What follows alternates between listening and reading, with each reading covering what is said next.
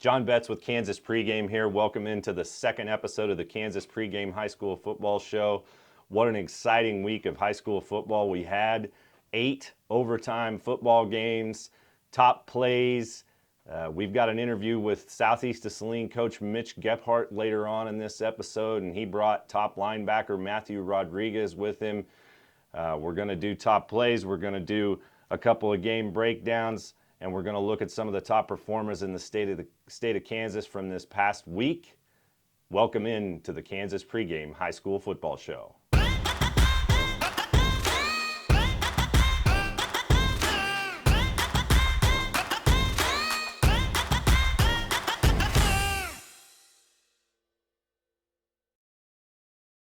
All right, here we go. We're going to take a look at the top plays from week 2. First, let me say I had a bunch of submissions. Thank you very much. That's what's going to make this show good, is when coaches, parents, if you catch outstanding plays from the game that you're at or your game this week, be sure and email them to us at kansaspregame@gmail.com. I reached out to coaches and got a great response. And my apologies to defensive players. I think it's a little easier sometimes to focus on offensive action, and so this is heavily slanted toward offensive players. So I'm going to make a call out to everyone. Please give us some good defensive clips. You know, I had one coach say that I think everybody likes to watch long touchdown passes, but for me, I enjoy a big third down sack or a fumble recovery or pass breakup just as much as the next long bomb touchdown. But this week we're going to mostly be focused on offensive plays for this week 2 of top plays in Kansas high school football. Andover Central and Buhler had one of the most entertaining games of the weekend with a 21-19 victory for Andover Central in a matchup of 4A powers. This Kai Coons to Brock Stupka pass was impressive enough on its own, but then Stupka fumbled immediately after catching the ball, and Cooper Tabor picked it up and scored the offensive touchdown for Andover Central and ended up turning in a 98-yard pass, catch, fumble recovery run into the end zone. Thanks to the Crusader Sports Network for letting us use that clip. Kansas City Piper and Eudora had one of the best games Friday night. Ended up a 26-23 Piper victory. Logan Laddish had a 54-yard game-winning touchdown pass to Devontae Herrig-Britton. Eudora actually scored with 53 seconds left to take the lead 23-20, but the Pirates used the Hail Mary toss for the walk-off winner. The play took advantage of Laddish's incredible arm strength, also a great javelin thrower, and Herrig-Britton's blazing speed. Thanks to GoPowercat's Ryan Wallace for letting us use that clip. Back to the Andover Central Buhler game. Kai Coons hits Ashton Barkdale to put AC ahead 21-19 with just a minute left in the game. A thrilling screen pass reception for a touchdown there, and the dagger against Buhler in what was one of the best games of the weekend. The Pratt Greenbacks have had one of the most impressive starts to the season of any team this year. Opened up with a big win over Herington in week 1, and then last week had to adjust to a COVID-related schedule change. Ended up picking up a game at Mission Valley. Were able to win 59-22 and got this big pick 6 from defensive back Carson Hamey. The Greenbacks look like a team that could make a little bit of noise this year. We're going to go back a week to week 1, Triplains-Brewster versus Medicine Lodge. Triplains-Brewster only has 11 players out for football this year, but one of them is Cade Welsh, and they got a great run out of the senior quarterback in this game with Medicine Lodge. Goessel upended Herington 46-0 the other night. Got a nice interception return for a touchdown from Jake Weens. Goessel, high expectations heading into the season after a solid year and a couple playoff wins a year ago.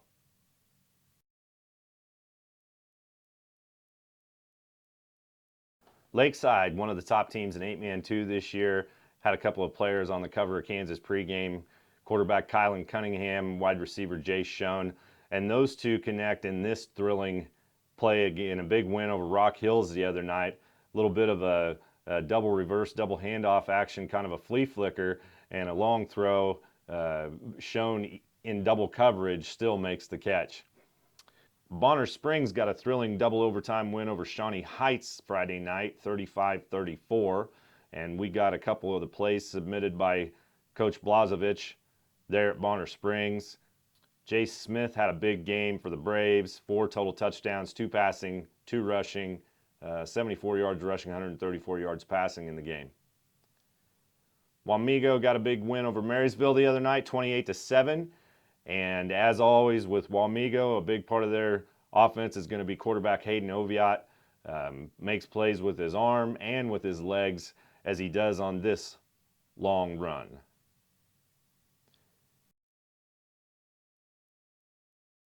Emporia got a win over Topeka West for first-year head coach Keaton Hudl.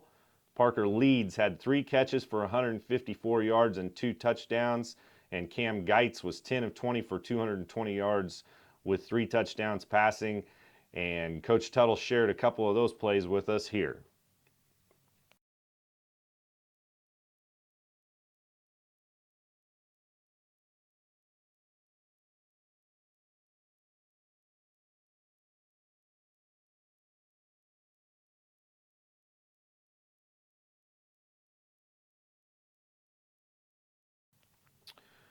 Wichita West won big over Wichita Southeast, 48-18.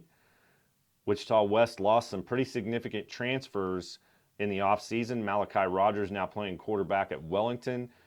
Jerome Reagan now playing linebacker at Wichita Northwest, and missing Quentin Saunders this fall. So was going to be interesting to see what kind of team Wichita West had this year, but they've got Xavier Parks Clark. He had 12 carries for 233 yards and 4 touchdowns the other night, including this 76-yard touchdown run. Blue Valley North got a win over Blue Valley West. Quarterback Henry Martin, simply one of the best in the state of Kansas, a Kansas pregame cover boy this year, has thrown 12 touchdown passes in just 2 games, including this long toss against Blue Valley West the other night that kind of illustrates the arm strength and accuracy of this outstanding quarterback. St. Paul had an amazing victory over Oswego, 68-66. Trey Peters hit Zane Sexton in the back of the end zone to win with just 2 seconds left in the game. Peters had a great game, 10 for 23 with 2 touchdowns and no interceptions, 15 carries for 150 yards and 3 rushing TDs, along with passing for 4 two-point plays and running for 2 in the thrilling victory. Lincoln got a big win over Fairfield this week, and Lincoln senior Joel Reese, really nice wide receiver, slot, kind of a safety for the Leopards, made this snazzy one-handed grab and scored on this play against Fairfield. And those are the top plays from week 2.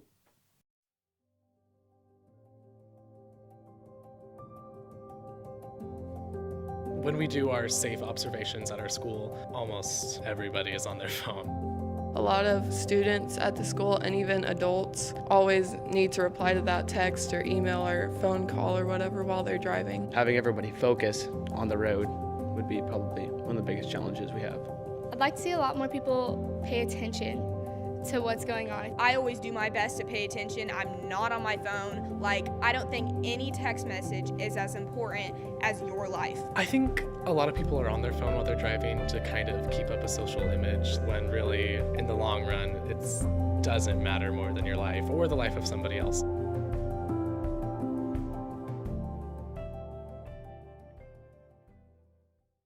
Now for our game breakdown segment, we're going to look at a couple of games that Kansas pregame staffers took in last Friday night.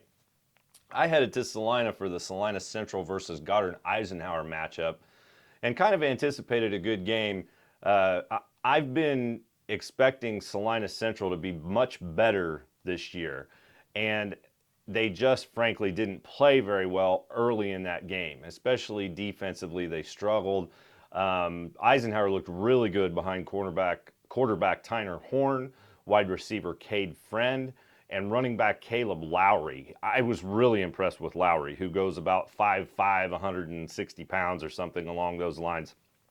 He played hard, and I know he got hurt later in that game, and I hope that he's able to come back from that injury because he's a really nice football player. But there was some blown coverage by Central early that led to one of the first Eisenhower touchdowns. And the Eisenhower offense allowed the Mustangs to get back in the game. Parker Cavanaugh is a great quarterback. Logan Losey is a great wide receiver. Kenyon McMillan is a really nice running back and also an excellent kick returner. But there were just too many mistakes, and Eisenhower was able to run the ball late even without the services of Lowry, and I think they got good play out of their offensive line. You know, I know that Coach Sambo is looking back at this Salina Central loss to Eisenhower, and they're going to improve from it. They're going to get better. Certainly this is a team that is better than last year's 1-8 record, and they're going to have to get a little bit better play out of their offensive line. They need to make sure that Micah Moore, the big running back, is healthy. But it'll be interesting to see where Eisenhower goes from here. Cody Hawks, really nice linebacker for the Eisenhower defense, had a great game. Also, I'm very interested in schemes, and something that I was fascinated by with what Eisenhower did offensively was checked with the sideline constantly to see what play they wanted to run against the defense. It's very interesting how high school teams kind of use that check with me system anymore, and they were motioning their back or adjusting their back, the Caleb Lowry, and then later I think it was Max Brown, his replacement, adjusting the back to one side or the other just prior to the snap, which I think is a unique use of kind of the short motion adjustment there to be able to potentially take advantage of misalignments by the defense and that kind of thing. And so a tough loss for Salina Central, a Salina Central team that I do still think is massively improved over a year ago. Their schedule is not going to get any easier. A good win for Eisenhower, and Tyner Horn, the Wichita State baseball commit, showed off his arm and his accuracy and played a great game. Now we're going to head over to staff writer Keegan McCulloch, who had an opportunity to take in an amazing overtime contest between Pratt Skyline and Medicine Lodge. Hey, Keegan McCulloch here with Kansas Pregame. I had the opportunity to make it out to Pratt Skyline this past Friday night, September the 10th, to see them take on Medicine Lodge. It was a great game to watch. Had a lot of different dynamics in it. First half, tough defensive matchup. It was knotted up 14-14 going into the locker rooms. Really no clear advantage by either team. And then once the second half started, it really looked like Skyline was going to completely take the game over. After an initial Medicine Lodge touchdown that was ran in by Coy Skripsic that put the game to 20-14, Skyline went on to score quite a few unanswered until the score got to 42-20. Felt like they had it in control. Medicine Lodge had other plans, though. Quarterback Chance Winter and running back Coy Skripsic did a lot to get their team back in the game, made a lot of big plays offensively. And then also one guy I wanted to mention, defensive end and also offensive lineman, and also occasionally a William Perry fridge type of guy they give the ball to in the end zone who actually scored a touchdown on the day. Harlem Miller, number 59 for Medicine Lodge, is an absolute terror. He's only a sophomore. He made some really big plays defensively, and that Medicine Lodge defense prevented Skyline from scoring again in that fourth quarter. So eventually Medicine Lodge, with some good offensive plays and some really tough defense, fought their way back. It was 42-42. At the end of the game, into the fourth quarter, that is, Skyline was driving. Braden Behrens threw a couple good balls, got his team into scoring position. What was close to the last game, there was one play after this, but ran by Medicine Lodge, because Behrens went to throw a corner pass to Jesus Casas, who is Skyline's best player. He's an absolute stud. Plays running back, can play receiver, can do it all. But Theron Weedle had probably the best interception from his cornerback spot for Medicine Lodge that we'll see all year, pulling in a one-hander that saved the game. Phenomenal play. From there, Medicine Lodge, they went on to punch it in on the first drive of overtime. And then after Skyline had a would-be touchdown called back by a holding penalty, Barons ended up throwing an interception a play or two later that would seal the game and see Medicine Lodge take the W. Fantastic game to be at, and I really think that Jesus Casas and Coy Skripsik, Casas at Skyline, Skripsik at Medicine Lodge, are going to be two running backs you really want to keep an eye out for this year in 8-man football. Thank you very much. Here, I push my comfort zone to discover what I can truly do. Here, I'll collaborate and be challenged the same as a four-year school. Here, I can make new friends and make a difference. Here, I take my first step towards a degree without taking 2 steps back financially.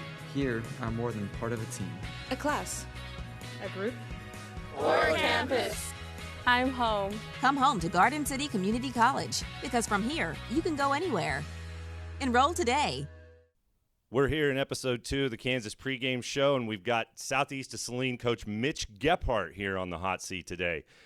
Mitch, you had a nice game the other night against a very good Beloit team, a Beloit team that's going to end up being one of the best teams in 2A, really, but you pulled away, especially in the second half, outscored them 36-6. Give us a little recap of that game, your thoughts on your team's performance. Well, anytime you go into Beloit and play, you're going to get a very good football team, and they're always well coached. And, we knew going into it that it was going to be a battle, and it sure started out that way. They scored on us early on there in the second quarter, and, our kids responded to that very well and had a nice drive and scored. And I felt like we just continued to get better throughout that game. Beloit's a very good football team, but we played very well against them. So you're in your 10th season there at Southeast of Salina. Your 12th season now at Southeast of Saline. Time flies. Yes. And you've had some great teams, and here recently you've had a run of success against a very traditionally powerful Beloit team, and going on 6 or 7 straight wins against them now. Coming into the season, I really thought that you had the potential to take a small step back because of the graduation of Jackson Gebhardt, your son, at quarterback, of Bryant Banks, of Sterling Harp along the offensive line. But you're looking very good. Michael Murray and Chase Pogue give you incredible speed. Matthew Rodriguez is a great linebacker and also now doing more on the offensive side of the ball, and you're absolutely huge up front. Tell us a little bit about some of the new players that are stepping in and what makes you so good this year. Well, when we lost that good class we had last year, we were really concerned with leadership. Those guys, honestly, probably for the last 3 years, at least 2.5 of those years had been our leaders, whether it was in the weight room or practice field or classroom or during games. And we were a little worried about leadership. We've had some guys really step up. You mentioned several of those guys. Matthew Rodriguez has always been a leader, but he's more vocal this year, which is what we needed. Chase Pogue, real quiet guy, has really stepped up in leadership role. And we've had some other guys step up also, but those are the two I'm thinking of right now. And we progressed through. They've taken on that leadership role. It started this summer early on when we had our first camp, and through the weight room and things like that. Some guys that have really stepped up. Luke Gebhardt took over for Jackson at quarterback, and when you're switching quarterbacks, Jackson started for 3 years. We weren't, we thought Luke was going to do okay, but you never know. He didn't play much in meaningful downs last year. And I felt like Luke's taken a big step. A lot of that's what you talked about, the offensive line. Our offensive line does a good job, and it makes things easier for our backfield also. I really feel like our offense and defensive line has done a very good job. Michael Murray, great football player, both sides of the ball. But our offensive and defensive line what set the tone for us. So I don't know how many people out there know this, but I served as an assistant to Coach Gebhardt early in his time at Lincoln. Something that I enjoy talking about is scheme, and I wonder if you'd like to maybe talk a little bit about how maybe your personal philosophy offensively and defensively maybe has evolved over the years, some of the things that you like to do that you're trying to do on both sides of the ball. And just tell us a little bit about your philosophy of the strategy of the game. Sure. And I enjoyed coaching with you early on and learn things from you. I hope you learned stuff from me also as we did that. But it has evolved. We do things. We ran the wishbone at Lincoln, and we've evolved into. I was an I guy for a while, and we've evolved in. I don't think we've taken a snap under center probably for 6 or 7 years now. We're spread it out, try to get guys in space type offense. We still like to run power football, and that's the basis of a lot of things we do. Play action pass, but we like to throw the ball too. We'll go nobody in the backfield and throw it out. But we're fortunate this year with our scheme. We got fast guys, and we try to get the ball to those fast guys in space and try to get them to make a move on somebody. We have 2 guys that if they make a move on somebody and get out in the open, then more than likely they're going to make it to the end zone. And that's what we're trying to do, trying to get those guys the ball. But it's not that we still can't run power football. Matthew Rodriguez is our main running back. He's a powerful dude, and if we can go 3 yards in a cloud of dust at times, we're sure going to do that also. So you guys made the move up to 3A during the last reclassification, so this is the second year in 3A. And you got to play the hand that you're dealt, but you'd spend a few years at 2A, and I think you would just be absolutely one of the best teams in 2A right now. But one of the challenges for Southeast of Saline, and I think it's partially because the North Central Activities Association schedule hasn't been as tough in the recent past. Once you get into the playoffs, you end up meeting some really tough teams. And last year had a tough loss to a very good Wichita Collegiate team.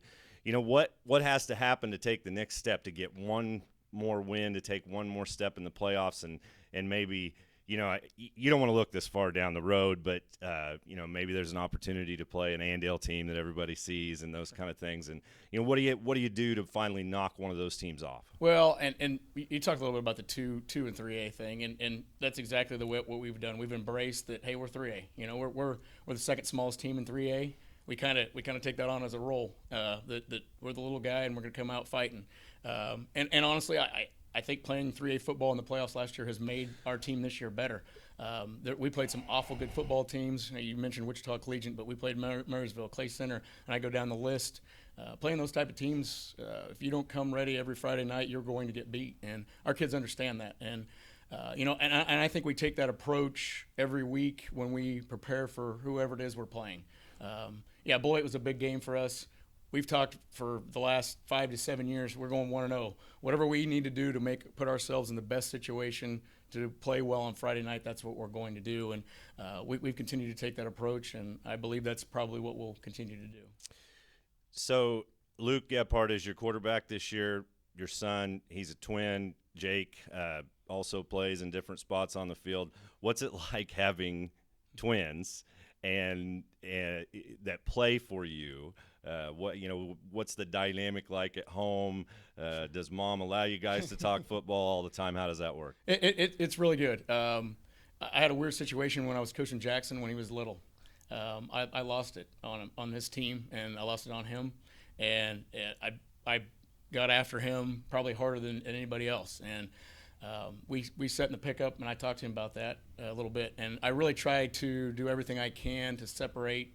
And we do that as a family, separate. Now, we're a football family. My wife's a football mom, everything else. But we try to separate what we do on the football field, what we do at school, and what we do at home for the most part. I'm not saying we don't have conversations over the dinner table about what's going on, or when I get home from a game, we talk about certain things like that. But it's really neat, honestly, to get to coach my kids. I really feel like we do a good job of separating that. I've had an assistant coach walk up to me and say, "Hey, easy here," or whatever, and when I'm getting after one of the boys. But I feel like it's we've done a very good job as a family taking care of each other, and like I said, it's really neat to be able to coach them. So one last question here, and we'll wrap this thing up. I've been to watch Southeast of Saline several times at home, and I've actually coached against Southeast of Saline. I was an assistant at Russell for a couple years. Southeast of Saline is a special place. The way your stadium is, down kind of in that bowl, I love that place. Your crowd comes out in force. Yeah. You guys, the purple, I love your unis right now are just totally legit. Tell us about Southeast of Saline and what makes it so special and a special place to play football and raise kids. It starts with the kids. We coach. We're real lucky with the kids we have. We get to coach, which leads back to the parents, and I think that's the biggest thing. But we're out in the middle of nowhere. We're out in the middle of a pasture, and that makes it very unique that way also. Our community rallies around the football team. If you go, like you said, if you go to one of our games and it's not a COVID year, the stands are going to be packed. But what I'm even very proud of, a lot of times when we go to games, we have more people there than the other team does, the home team does. So, but it's all the way through. Our kids, our parents, our school, our administration, our coaches, all that. And I'm going to say a little bit about my coaches too. I've got 4 assistant coaches, and I wouldn't want to coach anybody else. Those guys are great. We've been together. We've had the exact same staff for 7 years. All of us teach school out there. All of us bring something different to the table. Sure, I may not get along with every kid perfectly, but somebody on my staff does. And that's such a huge thing for kids to have somebody that they can go to and talk to. And, I really feel like we have somebody on our staff that gets along with every one of the kids that plays for us. And not just the kids that play for us, but all the kids out of Southeast of Saline. Sure. All right. Thank you so much for your time. Good luck the rest of the way. And this was a great interview. I really enjoyed this. Okay, thanks, John. I really appreciate it. Now we've got Southeast of Saline senior running back and linebacker Matthew Rodriguez in the hot seat. Had a good game against Beloit the other night. One of the best linebackers in all of Class 3A, a guy that's just been racking up tackles over the course of his career, and now this year is a little bit bigger part of what they do offensively. Matthew, tell us a little bit about the Beloit game, about the season through this first 2 weeks, and how you feel about your team's performance so far. When we play Beloit, usually it's a physical game. We know we have to come ready, and they come ready too. But a lot of the time there on defense, at least, I was taking on quite a few, like 1 or 2 blockers every play. And Caden, our other middle linebacker, did a great job filling in. He had about 15 tackles. He played a great game. And that's one thing we do a pretty good job of. We have depth everywhere across the field. So Beloit kind of got wore down a little bit, and we had fresh guys to sub in throughout the game. I think you're probably most well known for your defensive play.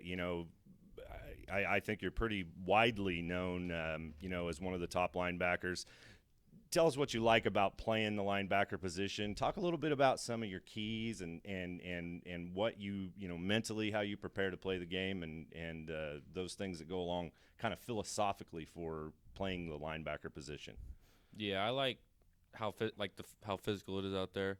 Just reading like the linemen and getting to fly around and make plays, because linebackers, they like set the tone for the defense and get a hit like every single play.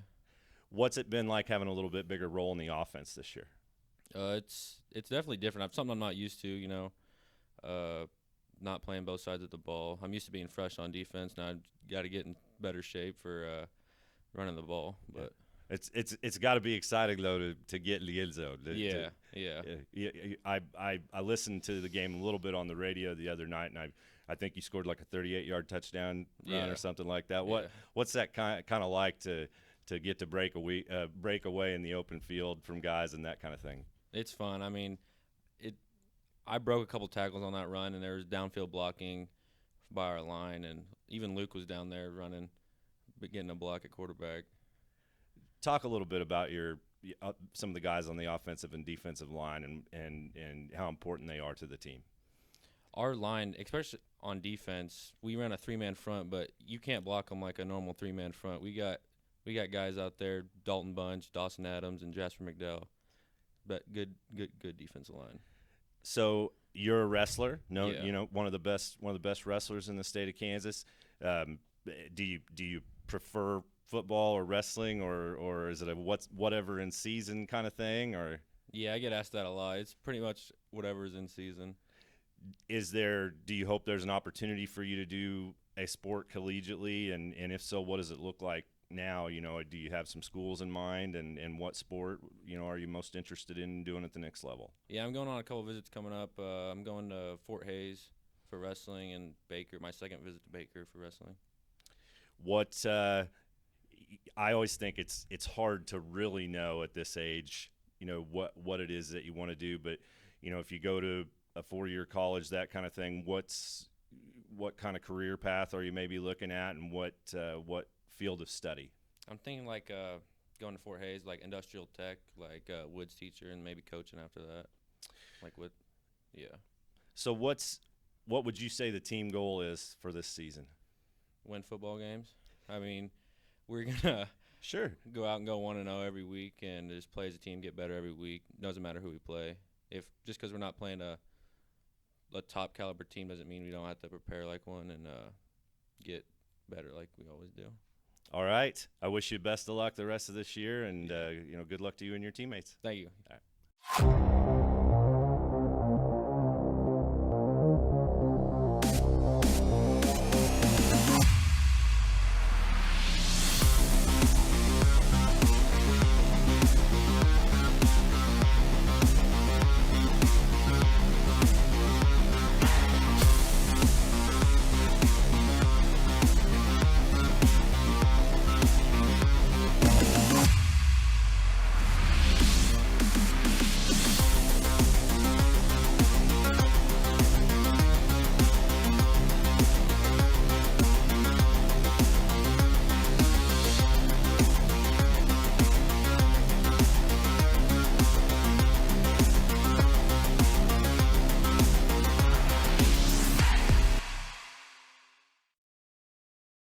And now we're going to take a look at some of the top performers of the week. And again, this is pretty much focused on the offensive side of the football. So make sure if you're sending us submissions, send those clips and links to kansaspregame@gmail.com, or get on and find us on Twitter and DM us and whatnot. But send us some defenders. We want to see some tackles. We want to see some sacks. We want to see some more interceptions and some of those kind of things. But now let's take a look at some of the top performers of the week. Caldwell Junior quarterback Keiondre Smith is one of the best players in all of 8-man football. He had 22 carries for 263 yards and 5 touchdowns the other night running the ball. He was also 5 of 8 passing for 130 yards with 2 more scores. And on the defensive side of the ball, he had 7 tackles, 2 interceptions, a fumble recovery, and a defensive touchdown. And something we want to be sure that we're doing from now on is giving credit to those offensive linemen for these big performances. Caldwell's center Johnny Provencio is a sophomore, guard Matrix Eames is a sophomore, guard Miles Newell is a sophomore, and their tight ends Jackson Risley and Christopher Clark, sophomores and juniors respectively, are big parts of their offensive front, and they helped Smith propel to the big night the other night for Caldwell. Baser Linwood quarterback Brady Garrison, a senior, had a big night for the Bobcats the other night. He was 14 of 20 passing with 4 touchdowns against just 1 interception with 314 yards, and he added 6 carries for 38 yards rushing. He had touchdown passes to Zach Sizemore, Sean McGowan, Brant Wilson, and Chance Nelson. And up front blocking for him, he's got big left tackle Levi Cooley, one of the best in the state. Left guard Manny Vasquez, center Pete Best, right guard Wyatt Frost, and right tackle Sam Liu. Maize South senior running back Evan Cantu is on an absolute tear so far this season. 42 carries for 450 yards. Also had a receiving touchdown on Friday night. Maize South is looking very good early in the season so far. And up front for the Mavericks, right tackle Brady Clausen, right guard Ashton Short, center Jaden Wilson, left guard Daniel Jansen, left tackle Carson Shields are helping Cantu pick up all those yards on the ground this year. Sedan quarterback Brock Long had a huge night for the Blue Devils the other night. 11 carries for 170 yards and 2 touchdowns. 7 of 10 passing for 192 yards and 6 more scores. Long, the senior transfer from Caney Valley, is helping the Blue Devils to another outstanding season and could put them in position to make a long run in the playoffs this year. And up front for the Sedan Blue Devils, Blake Stone is the left guard, Coda Blankenship is the center, and Ethan Long is the right guard.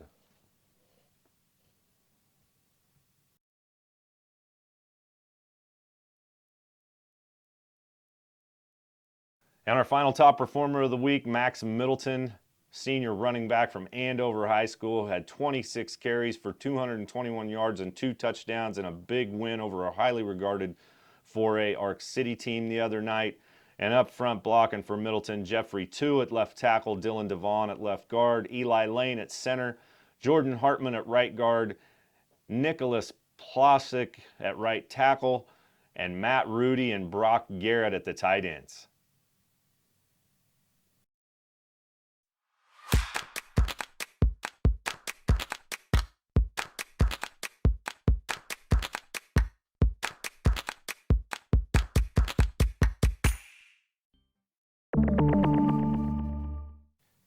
So obviously here at Kansas Pregame, we love high school football and we love high school sports. But I wanted to take a minute to talk about something a little more serious.